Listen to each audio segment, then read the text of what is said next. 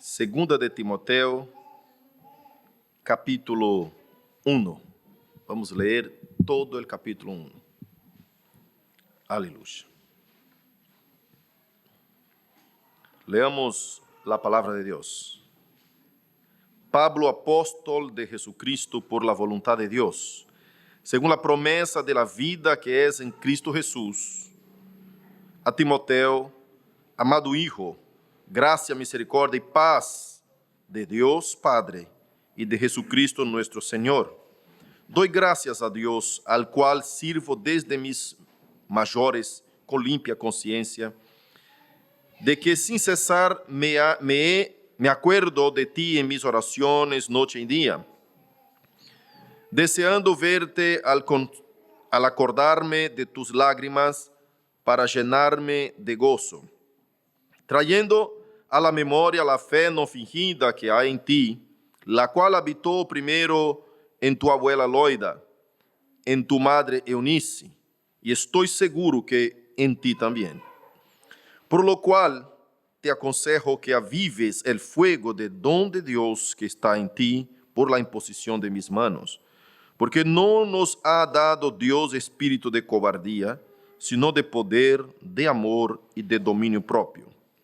Por tanto, no te avergüences de dar testimonio de nuestro Señor, ni de mí, preso suyo, sino participa de las aflicciones por el Evangelio según el poder de Dios, que quien nos salvó y llamó con llamamiento santo, no conforme a nuestras obras, sino según el propósito suyo y la gracia que nos fue dada en Cristo Jesús antes de los tiempos de los siglos, pero que ahora ha sido manifestada por la aparición de nuestro Señor y Salvador Jesucristo, el cual quitó la muerte y sacó a la luz la vida y la inmortalidad por el Evangelio, del cual yo fui constituido predicador, apóstol y maestro de los gentiles, por lo cual, asimismo, padezco esto, pero no me avergüenzo, porque yo sé a quién he creído, y estoy seguro que es poderoso para guardar mi depósito para aquel día. Retén la forma de las sanas palabras que de mí oíste, en la fe y amor que es en Cristo Jesús. Guarda el buen depósito por el Espíritu Santo que mora en nosotros. Y sabes esto, que me abandonaron todos los que están en Asia, de los cuales son Figelo y Hermógenes. Tenga el Señor misericordia de la casa de Onesíforo, porque muchas veces me confortó y no se avergonzó de mis cadenas, sino que cuando estuvo en Roma me buscó solícitamente y me halló. Concédale el Señor que haya misericordia cerca del Señor en aquel día.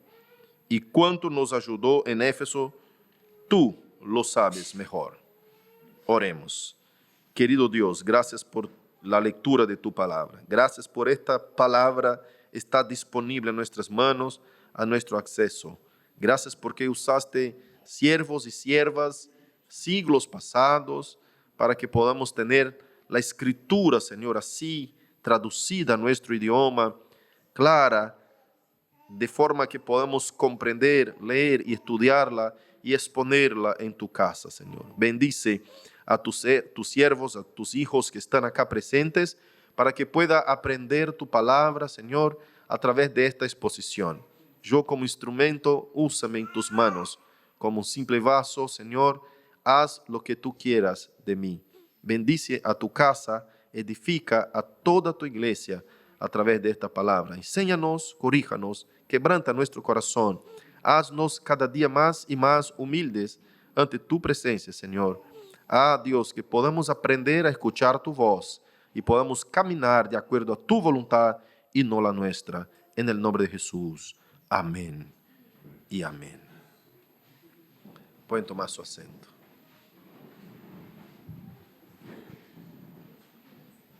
La prédica no es temática, pero yo voy a poner un título a este mensaje, sacado del mismo texto que vamos a exponer.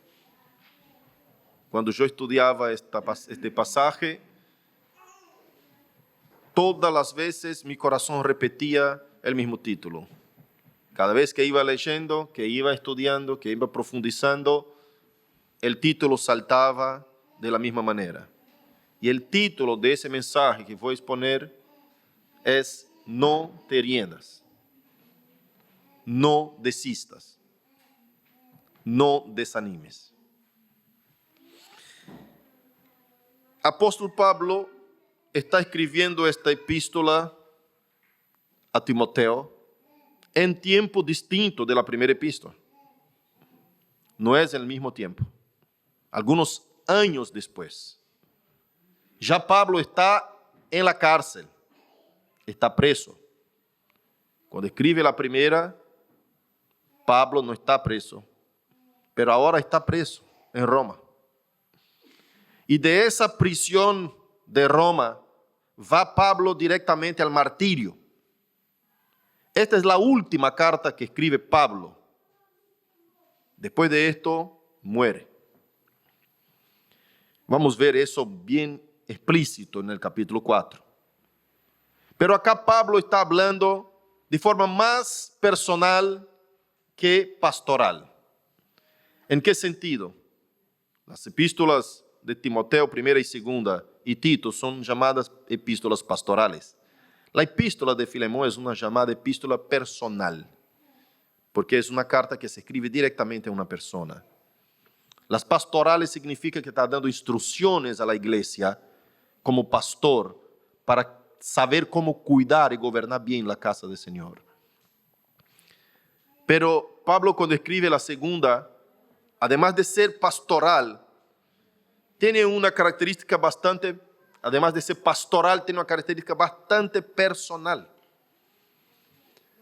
Parece que por todos los problemas que se enfrenta en la iglesia de Éfeso, Timoteo está pasando un momento difícil. Timoteo acá,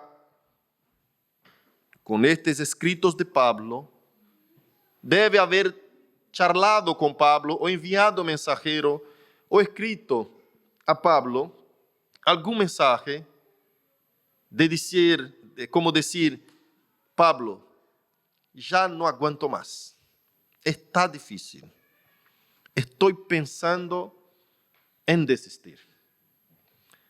No aguanto más las palabrerías, los chusmes en la iglesia. Yo reté a las viudas, como vos me dijiste, pero quedó más grande el problema. Y eso identificamos por este capítulo que hemos leído. Por eso no puedo partir el capítulo en partes, tengo que exponerlo completo. Y yo quiero que usted me acompañe y pueda mirar y encontrar junto conmigo en las Escrituras este sentido que estoy dando a este texto. Si usted mira la primera de Timoteo, había muchos problemas en la iglesia y Pablo instruye a Timoteo muchas cosas. Y una de ellas es la disciplina en la iglesia, otra de ellas es cómo ordenar presbíteros, otra de ellas es cómo cuidar de la repartición entre familias, el cuidado doméstico, la sumisión a la autoridad en la iglesia y varias cosas va puntuando en la primera de Timoteo. Pero cuando llega acá, nos vemos como una condición en que Timoteo está pensando en dejar el trabajo. Si no, mire conmigo, por favor, los problemas que han enfrentado y las causas que nos inclina a pensar de esta manera. Ahí, el primer problema que estaba enfrentando son las discusiones, vanas discusiones y palabreras en la iglesia. Mira conmigo, por favor, 1 Timoteo 4:7, que nos da a identificar este problema. Dice así Pablo a Timoteo: desecha las fábulas profanas y de viejas, ejercítate en la piedad. Ahí habían fábulas profanas, sería situaciones en donde se discutían doctrina, dando creencia o crédito a los falsos profetas y maestros que estaban insertados en la iglesia. Y cuando Pablo se refiere a fábulas, está diciendo eso es tan sin sentido que más parece a fábula que a verdad. Entonces había esta clase de falsos maestros enseñando y muchas personas en la iglesia ya habían abrazado esa clase de fábulas, ya habían abrazado esa clase de enseñanza, estaba desparramando, y Timoteo, como pastor de la iglesia, tenía que enfrentar a estos hermanos, defender la verdadera doctrina, pero las cosas iban más de la mano y quedaban en discusiones vanas, en palabreríos, porque no era respetado Timoteo en la iglesia, a causa de su juventud, y cuando se ponía en discutir o a corregir personas mayores que parecían saber mucho, ahí se les sacaba, se les quitaba la autoridad. Como vos sos todavía muy joven, no sabés todo lo que es la ley y algunos argumentos de esta naturaleza. Si usted sigue conmigo, 2 Timoteo, nos confirma una vez más 2:14, que dice así: recuérdales esto, exhortándoles delante del Señor que no contiendan sobre palabras, lo cual para nada aprovecha, sino que es para perdición de los oyentes. Procura con diligencia presentarte a Dios aprobado como obrero que no tiene de qué avergonzarse. Ahí ya da la primera señal de que parecía que Timoteo estaba avergonzándose. Estaba reanudándose, estaba disminuyéndose en la autoridad doctrinal.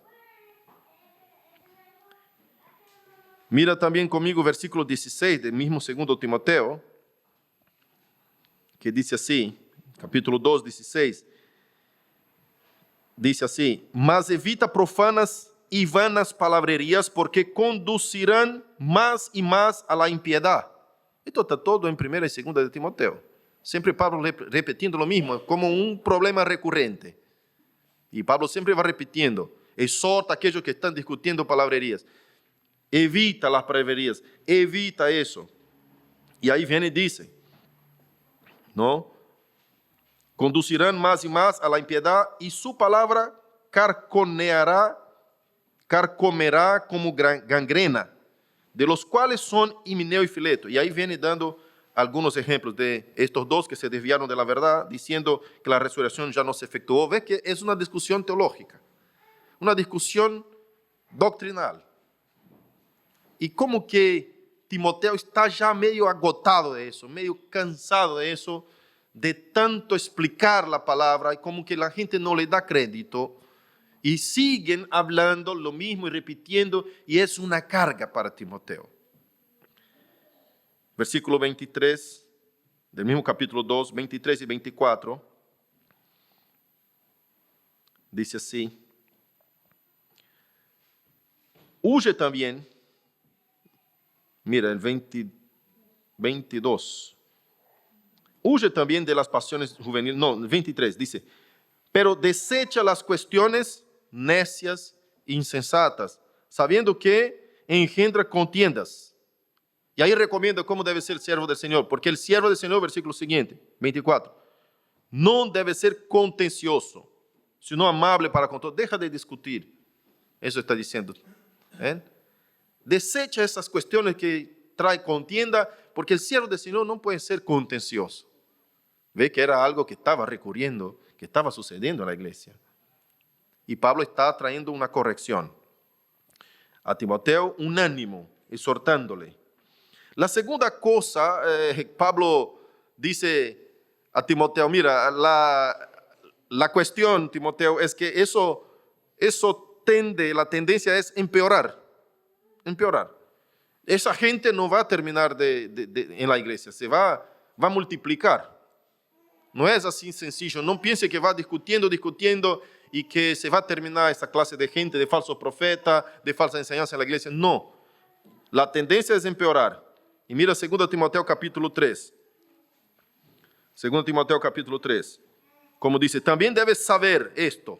Mira, y sigue con la misma enseñanza y dice, también, además de lo que estoy enseñando, capítulo 1 y 2, debes saber esto, que en los postreros días vendrán tiempos peligrosos, porque habrá hombres amadores de sí mismos, avaros, vanagloriosos, soberbios, blasfemos, desobedientes a los padres, ingratos, impíos, sin afecto natural, implacables, calumniadores, intemperantes, crueles, aborrecedores de lo bueno, traidores, impetuosos, infatuados, amadores de los deleites más que de Dios, que tendrán apariencia de piedad, pero negará la eficacia de ella. A estos evita.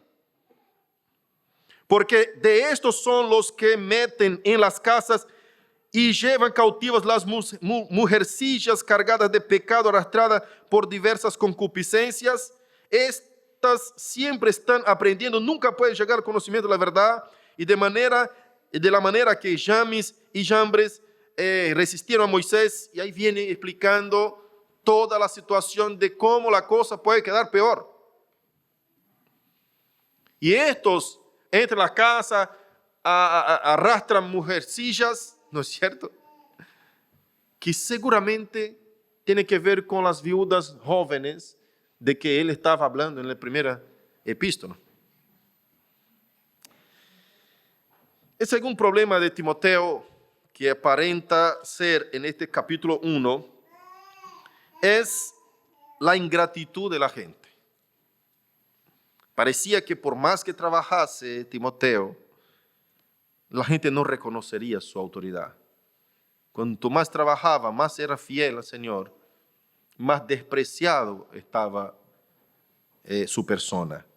Usted puede ver conmigo esto en la segunda de Timoteo 3, del 1, perdón, 2 Timoteo 2, 20. 2 Timoteo 2, 20, que dice así, pero una casa grande, ahí está diciendo Pablo, en una casa grande no solamente hay utensilios de oro y de plata, sino también de madera y de barro, y unos son para usos honrosos y otros para usos viles. Ahí Pablo está diciendo así, mira, Timoteo, esta ingratitud vas a recibir de cualquier manera, porque no hay solamente siervos de Dios en la iglesia. En una gran casa hace una parábola. No hay únicamente útiles buenos, sino que también los deshonrosos, ¿no es cierto? Y él hace énfasis, cuando nosotros terminamos el capítulo 1, él hace énfasis en el versículo 15 hasta el versículo 18, diciendo así, yo también he pasado por dificultades así. Y ahí es donde Pablo empieza a exponer su vida, poner sus ejemplos. Yo quiero aclarar a la iglesia que no está malo que un pastor ponga sus ejemplos en la iglesia. Obviamente que no puede ser de más, pero no es para su vanagloria, como vimos Pablo muchas veces defendiendo su apostolado, exponiendo, y cada epístola es inevitable ver Pablo exponiendo su forma de vivir y diciendo encima, sed imitadores míos como yo soy de Cristo. Obviamente que el pastor es la persona en que los ojos de la gente están puestos, y además de ser ejemplo, tiene que ser ejemplo de vida, de testimonio, de palabras y en todos los sentidos.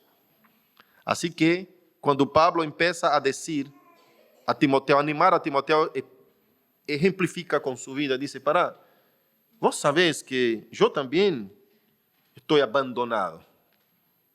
Mira lo que dice el versículo 15, del mismo capítulo 1. Ya sabes esto, que me abandonaron todos los que están en Asia.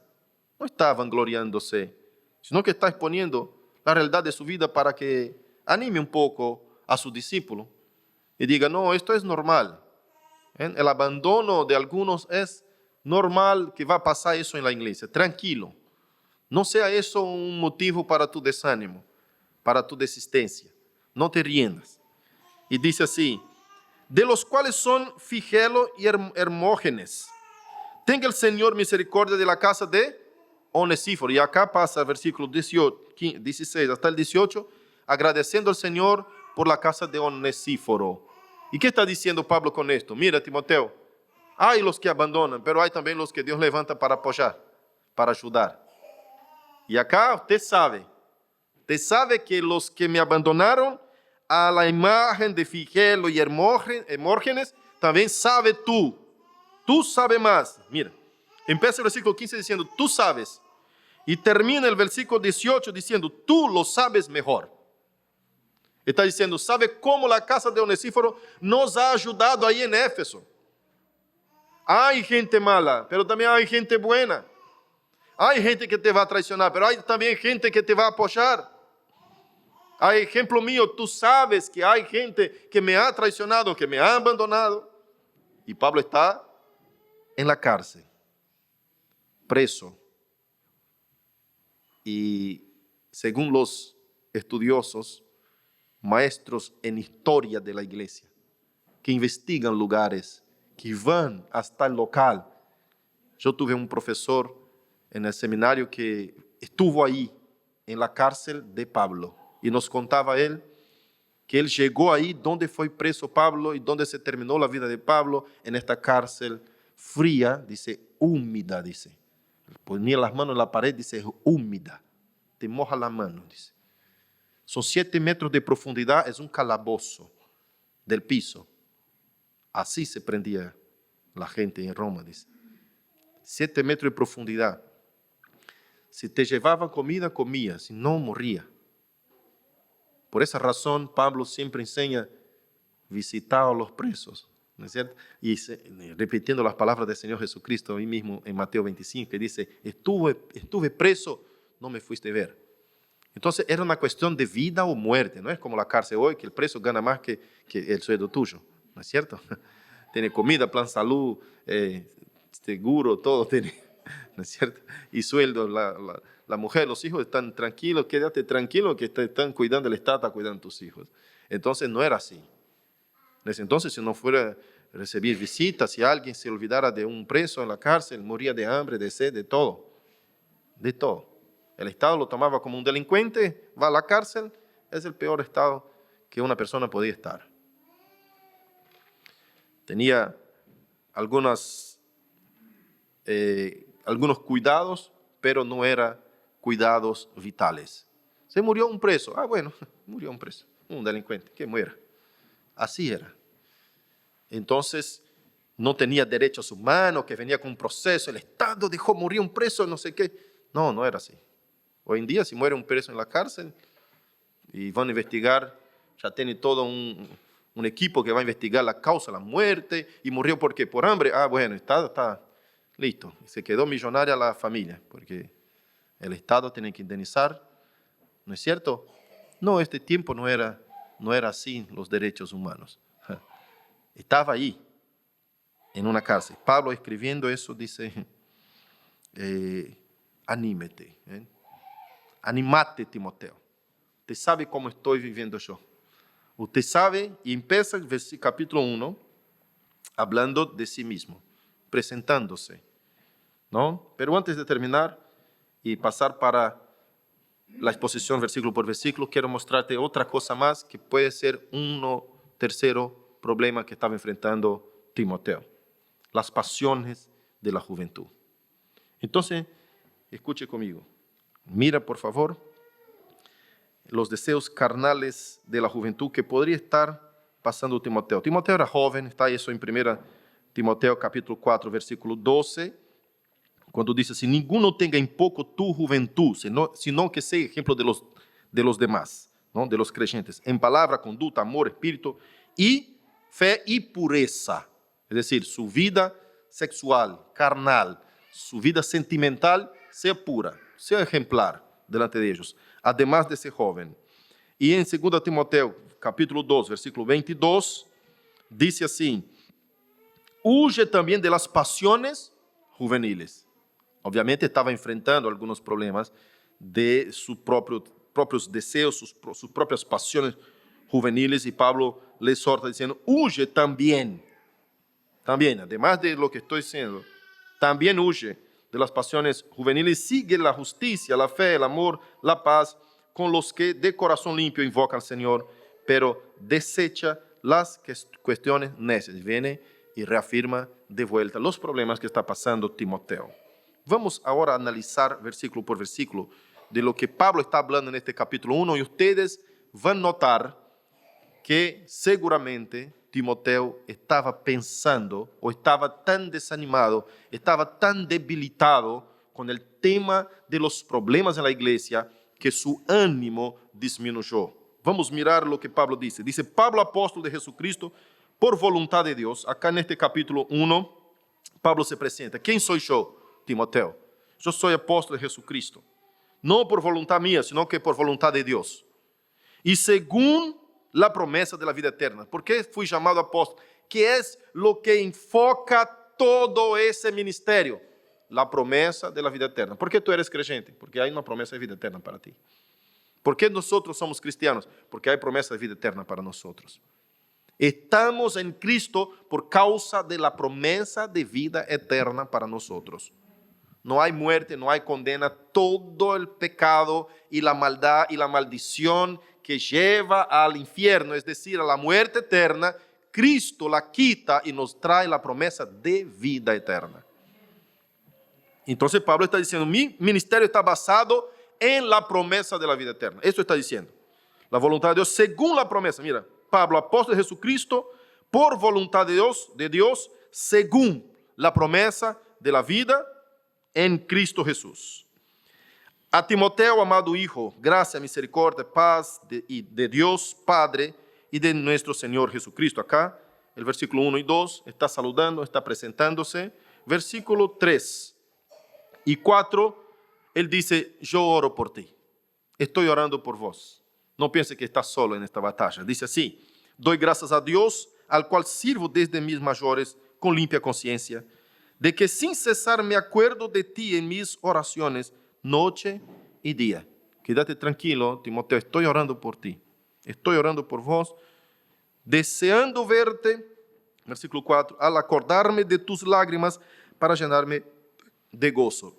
¿Ves que acá hay un historial de que Timoteo le contó a Pablo o alguien le trajo, mira, Timoteo está llorando, las dificultades están tan grandes que está sufriendo, está padeciendo, está por desistir.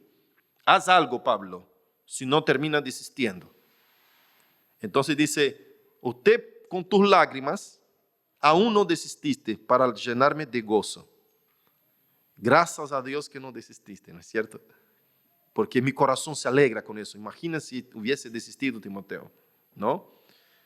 Hay un caso de que uno de los que acompañaron a Pablo en una misión desistieron, volvieron, ¿se acuerdan? Hermano Marcos, Juan Marcos. Él va a hablar de este Juan Marcos acá en el capítulo 4. Pero era primo ¿de quién? Barnabé. Y Barnabé y Pablo tuvieron una desavenza, un problema tan grande a causa de Marcos, que Barnabé fue para un lado en una misión y Pablo fue para el otro lado. ¿Por qué? Porque hubo un dado momento que fue Juan Marcos, el primo de Barnabé, o sobrino, no sé, parece que era sobrino. Y cuando llegan las primeras dificultades, ¿qué hace Juan Marcos? Regresa. Dice, no, yo no voy. Vamos, no, yo... Y regresó, los abandona en la misión y regresa a Antioquía. Entonces, la segunda misión que van Pablo y Barnabé dice, vamos a llevar a mi sobrino, vamos a llevar a Juan Marcos. No, Pablo dice, no, este no va conmigo. No, vamos, no, ya no, este nos abandonó en medio de la misión, en medio de la tarea, en medio del trabajo, yo no lo quiero más. Y hubo una discusión, una desavenza, una pelea entre ellos. Y se separaron. No, bueno, entonces si tú quieres llevar a Barnabé, si tú quieres llevar a Juan Marcos, ve con él para un lado, yo voy para otro lado. Pedimos la bendición del presbiterio y bueno, y nos separamos acá. ¿Ve cómo fue la cosa? Por causa de un abandono en la misión. Entonces Pablo se quedó bastante entristecido. Por eso está diciendo, yo alabo al Señor y oro por ti, Timoteo, y agradezco al Señor por tus lágrimas para llenarme de gozo, porque no me decepcionaste, no me entristeciste, no desististe, no dejaste la barca. Y sigue el versículo 5. Trayendo a la memoria la fe no fingida que hay en ti, la cual habitó primero en tu abuela Loida, en tu madre Eunice, y estoy seguro que en ti también. Acá Pablo está animando a Timoteo, está diciendo, yo sé que tu fe no es fingida. No está fingindo de ser creyente. Aún que esté enfrentando esas dificultades, aún que esté enfrentando todos estos problemas, aún que esté con ganas de desistir, pero tu fe no es fingida. Yo lo sé. Yo creo, estoy seguro que esta misma fe que habitó en tu abuela y en tu madre está en ti también. Y sigue y dice, versículo 6, es donde él dice, no desanimes. Porque dice así, por lo que te aconsejo que avives el fuego. Mira bien cada versículo.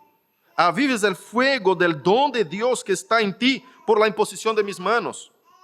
Porque no nos ha dado Dios espíritu de cobardía, no es para desistir, Timoteo. No es para abandonar, no sea cobarde, en otras palabras.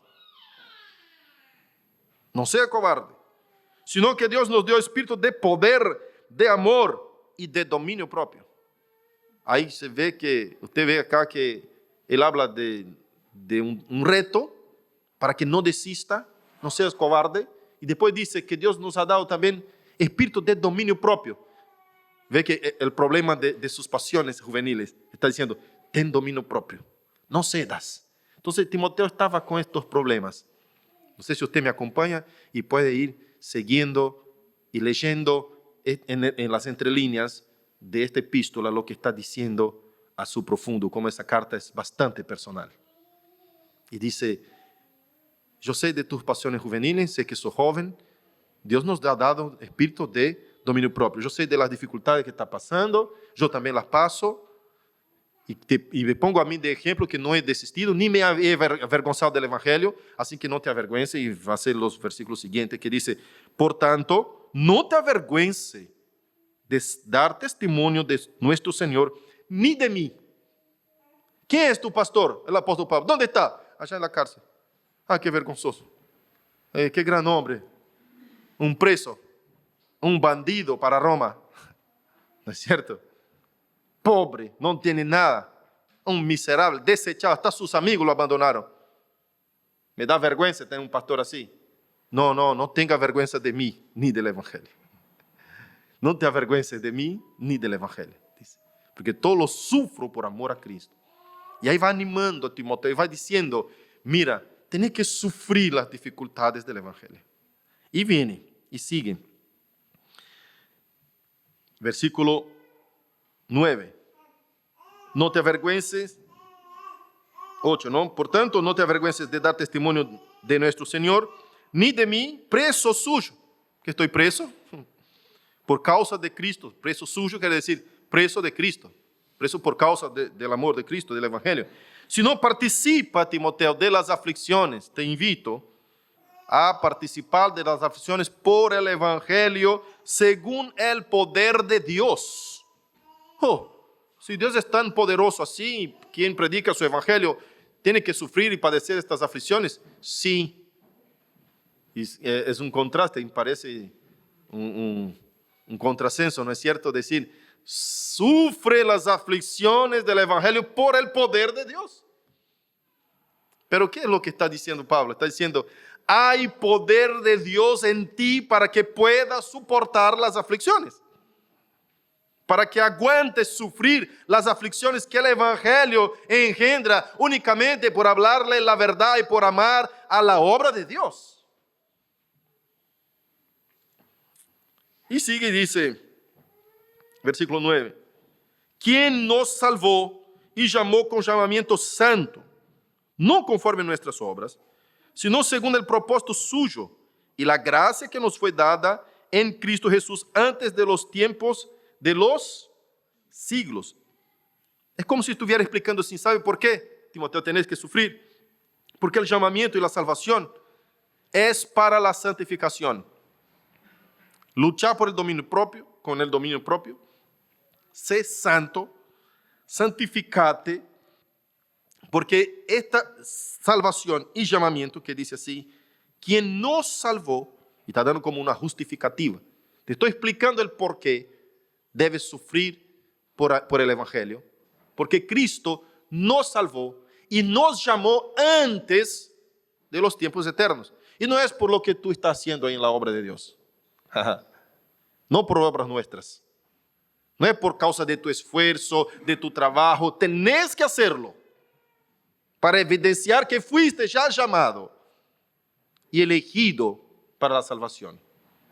Pero no es por tu esfuerzo, no es por obras nuestras, sino que antes de los siglos de los tiempos. Antes, mira qué tremendo, antes de los tiempos de los siglos. Pero que ahora ha sido manifestada. Acá está hablando un misterio tremendo. Está hablando de la elección, hermanos. Que nosotros fuimos llamados, salvados, antes de la fundación del mundo, conforme Efesios capítulo 1, versículo 4, para la santificación. Y acá dice que era oculto en todos los tiempos, pero solo ahora fue revelado en Cristo Jesús. Pero que ahora ha sido manifestada por la aparición de nuestro Salvador Jesucristo. Ya habíamos sido elegidos, pero con la aparición de nuestro Salvador Jesucristo fue manifestada. Estaba oculta. Nadie sabía. Nadie sabe quién son los salvados. Pero en Cristo se manifiesta la salvación a todos, gentiles, judíos, a todos. El cual quitó la muerte y sacó a la luz la vida y la inmortalidad por el Evangelio. Y acá trae un poco de doctrina, ¿no es cierto? Que Pablo está empapado de la doctrina. Y siempre cuando habla, la doctrina sale por sus poros, ¿no es cierto?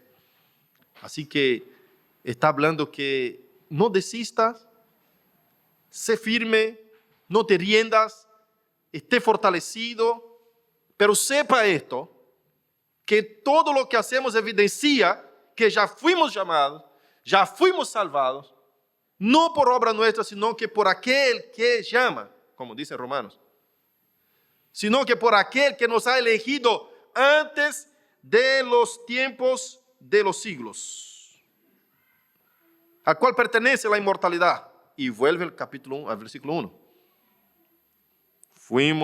Soy apóstol, según la promesa de la vida en Cristo Jesús. Y ahí vemos versículo 10 diciendo que Él quitó, sacó la muerte y quitó a la luz, quitó la muerte y sacó a la luz la vida y la inmortalidad. ¿A través de qué? El Evangelio. Por el Evangelio. Del cual, ahí empieza a volver y vuelve a hablar de sí mismo. Del cual yo fui constituido predicador, apóstol y maestro de los gentiles. Acá yo no veo a Pablo se gloriando, yo veo a Pablo poniendo su vida y diciendo, del cual yo me hice predicador, apóstol, fui constituido, a lo mejor. Dios mismo me hizo. Por lo cual asimismo padezco esto, pero no me avergüenzo, Timoteo. Mira mi ejemplo. Yo también padezco lo mismo que usted está padeciendo. Ya he pasado por todo lo que usted está pasando. Ahora estoy en la cárcel. Estoy en una etapa más avanzada, ya estoy caminando para el martirio. Usted todavía está arrancando con las primeras iglesias.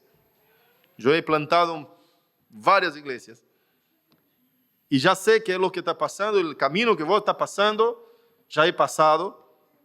Pero confío plenamente en nuestro Señor, porque yo también padezco esto, pero no me avergüenzo. Entonces, ¿por qué te estás queriendo avergonzar? Viste que el versículo 8 dice, no te avergüences, y ahora pone su ejemplo y dice, porque yo también padezco esto y no me avergüenzo.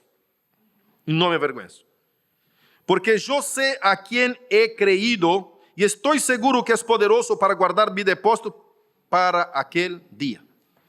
No hay manera de perder mi salvación. No pienses que el Señor no va a cuidarte si fuiste llamado, elegido desde antes de los tiempos de los siglos. No pienses que vas a perder en algún momento tu salvación. Entonces, no te avergüences del Evangelio, padezca lo que sea. Si está garantizada tu salvación, Timoteo, ¿por qué te va a avergonzar? ¿Por qué no va a dar testimonio del Evangelio de Cristo? No tenga vergüenza de las personas. No tenga miedo. No desanime frente a todas las dificultades esas que estamos pasando ahí en la iglesia de Éfeso. Vamos. No te riendas. Vamos, Timoteo, mira hacia mí.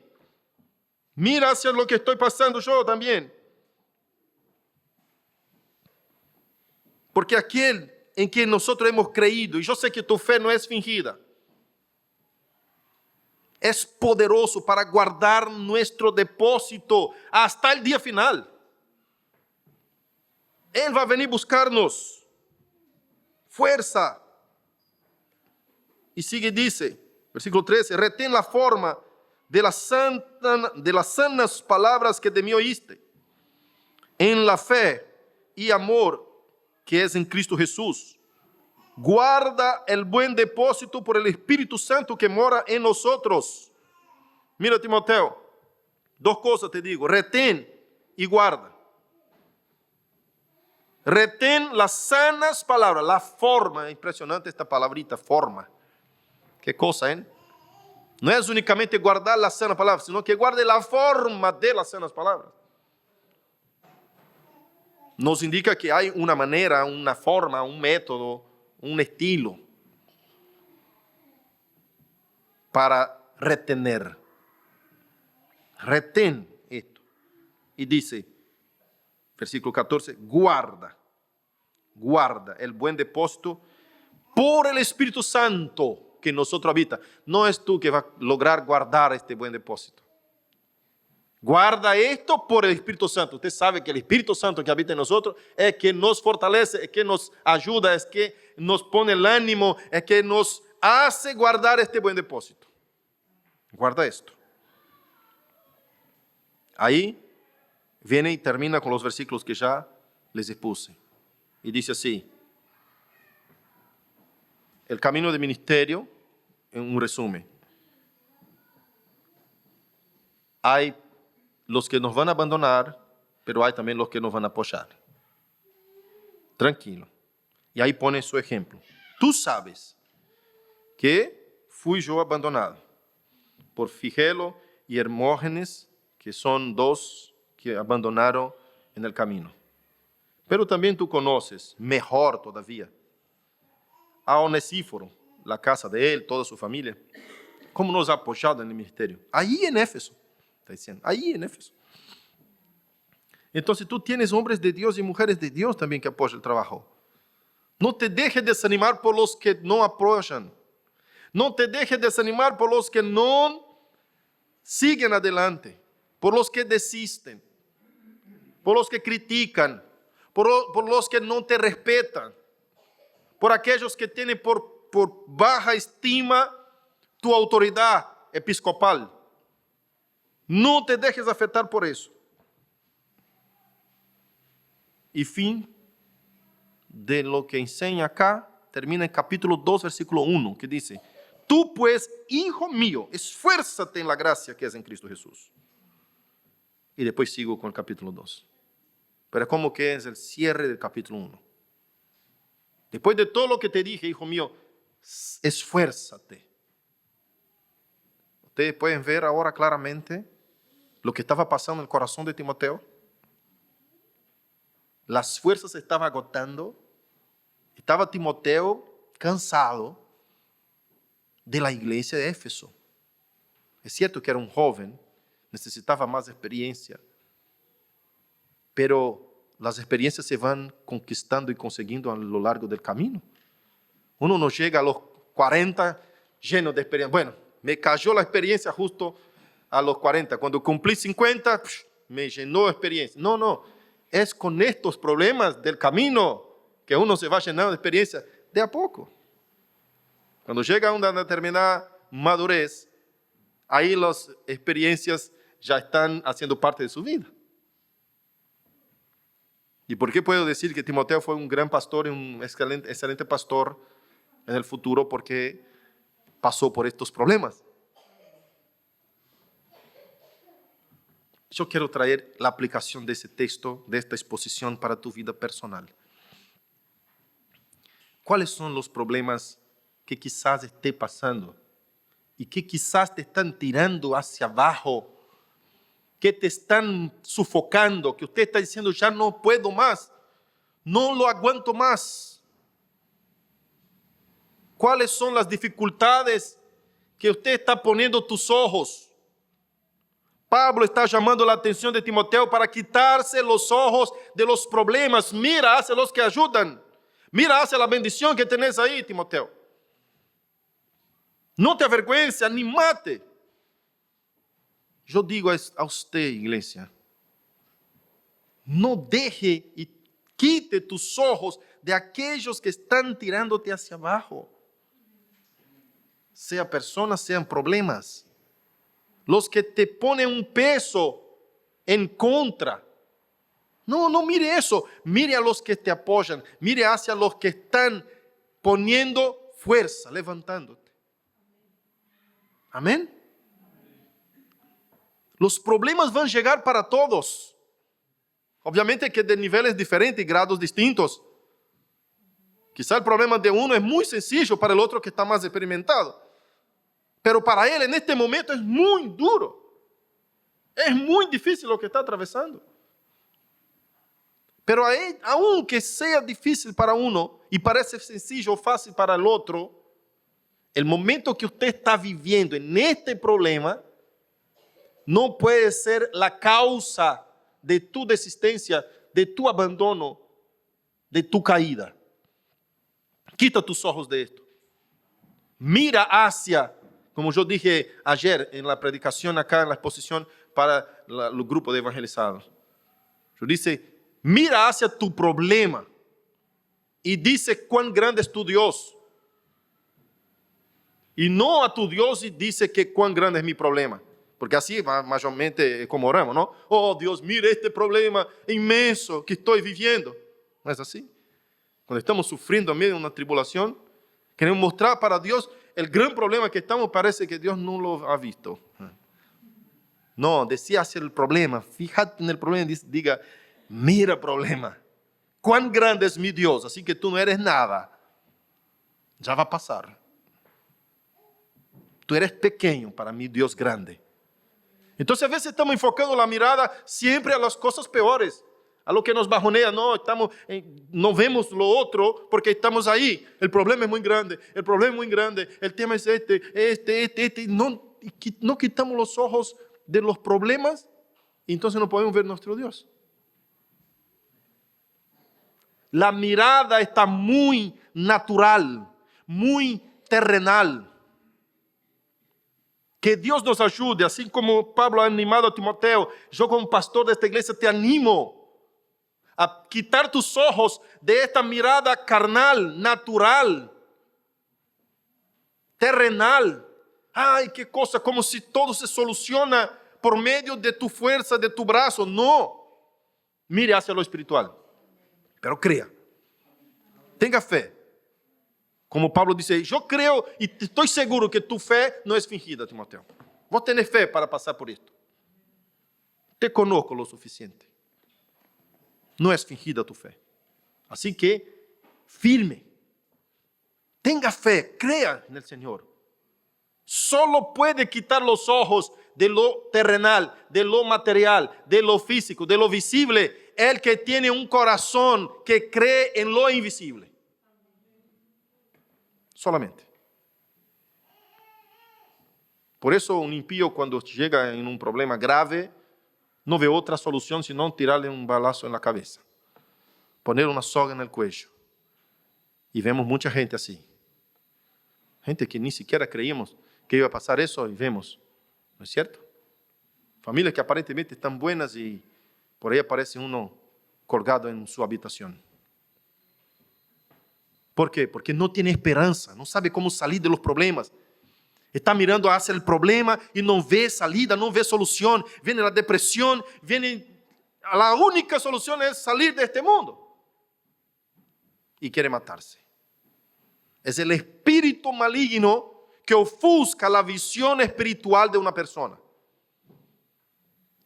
No ve nada más que lo natural para solucionar el problema. Y cuando lo natural no tiene salida, no tiene solución, quiere morir.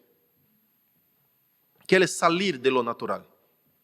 Y tú vas a salir de lo natural de dos maneras. O con la muerte o con la visión espiritual.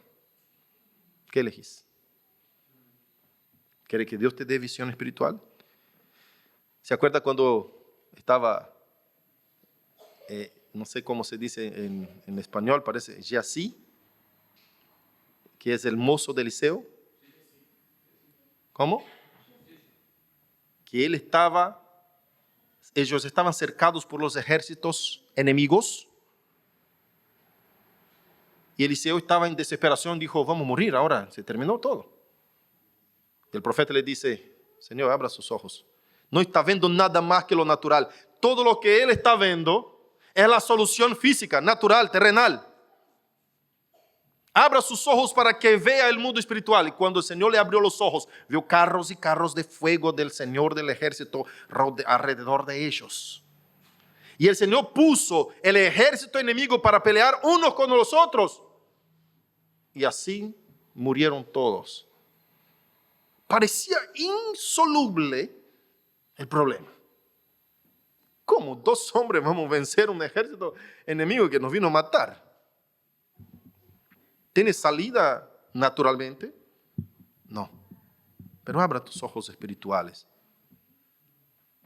Que Dios te va a bendecir, te va a quitar del terror que pasa en tu corazón. Porque los problemas graves son terroríficos. Uno no ve salida, no sabe qué hacer, entra en depresión, entra en caos. Yo no sé el grado, el nivel de problema que tú vives, hermano. Pero el Señor, tu Dios, sabe. Riéndate a los pies de Él. No te riendas ante los problemas. Es lo que está diciendo el enfoque del capítulo 1 de 1 Timoteo. Riéndate ante los pies de Jehová. No te riendas ante los problemas. No seas cobarde. Luche. Luche. El Señor está contigo. Crea. El Señor te va a quitar el problema. El Señor te va a hacer vencer. Te va a hacer salir adelante. Mantente firme. Siga adelante. Siga adelante en nombre de Jesús. Esfuérzate en la gracia que hay en Cristo Jesús. Como dice el capítulo 2, versículo 1. Esfuérzate, pues, en la gracia que hay en Cristo Jesús. No hay problema intransponível. Para cerrar, me acuerdo de una palabra que el Señor habló a Moisés. Y la palabra fue así. ¿Hay acaso alguna cosa difícil para mí? Parecía un problema terrible. El Señor dice, ¿hay algo difícil de más para Dios? Esa es la pregunta que tienes que hacer. Cuando esté atravesando un gran problema, haga esa pregunta. ¿Acaso hay algo muy difícil para ti, Señor? Es difícil eso. Para mí es, pero para ti. ¿Hay algo imposible para Dios? Cuando los discípulos se depararon con la enseñanza de Jesucristo, que le preguntaron, Señor, pero eso es imposible. ¿Y Jesús qué contesta? Para los hombres es de hecho imposible, pero para Dios nada es imposible. Nada es imposible. ¿Y tú estás en quién? ¿En Dios o en ti mismo? Si tú estás en Dios, nada es imposible para ti. Nada, hermanos. Nada. Crea. En nombre de Jesús, te aliento el día de hoy. Salga de acá hoy determinado a creer en todo lo que dice la palabra de Dios. La viva. Vivila. No la tome así como, bueno, dice la palabra y todo, pero qué sé yo, vamos así como unos zombies, viste, por la vida, como cristianos que están pero no están. Creen pero no actúan. Dice el Señor, sí. ¿Creen eso? Sí, pero ya intenté, no funciona. Parece una fe fingida, ¿no es cierto? Y Pablo está diciendo, yo sé que tu fe no es fingida, no desistas. Hermano, cuando vienen los problemas grandes, grosos, son problemas que uno dice así, ¡fua! Soy creyente, ¿por qué me está pasando eso? El Señor por casualidad no está viendo, ¿no? No son problemas que usted dice, lo puedo con mi brazo. No, a veces llega un problema que usted dice, busca la vuelta, no, eso puedo arreglar por acá. Por ahí fue, intentó, no funcionó. Y va por otro lado, no, y no ve salida. Ahí es donde tiene que manifestar tu fe. Y cuando llega una persona al colmo, al fondo del pozo, y el pozo es tan profundo que no hay manera de subir, que se ve totalmente sin fuerzas, ahí es donde actúa el Señor. Te dice, no puedo, ya no puedo. Yo no puedo, Señor, dependo de ti, yo necesito. A veces Dios nos deja pasar por algunas cosas así, para aprender con Él como alumno, que en su escuela, cómo es confiar en Él.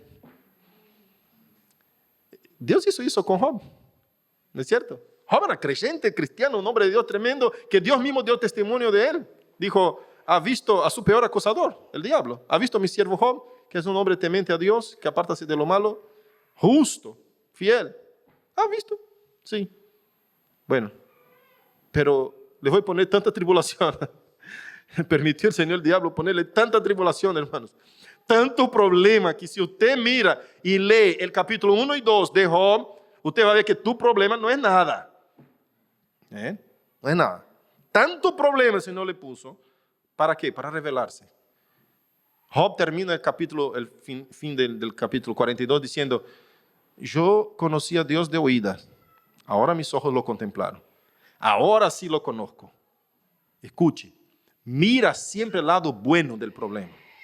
Siempre hay un lado bueno en el problema. Siempre. Después puedo seguir con eso, no voy a extenderme. Y puedo señalarte por lo menos 2 lados buenos en cualquier problema que esté viviendo. Pero voy a dejar para la próxima prédica. Amén. Que Dios los bendiga en nombre de Jesús. Que caminemos, que aprendamos a ver. Si usted mira el libro de Job, usted va a ver que Job aprendió muchas cosas. Una de las cosas buenas que Job aprendió fue conocer a Dios. Conocerlo verdaderamente. Conocerlo mejor. Con más intimidad, con más cercanía. Que Dios nos ayude a conocer al Señor. Que Dios nos fortalezca. Que Dios nos bendiga en nombre de Jesús.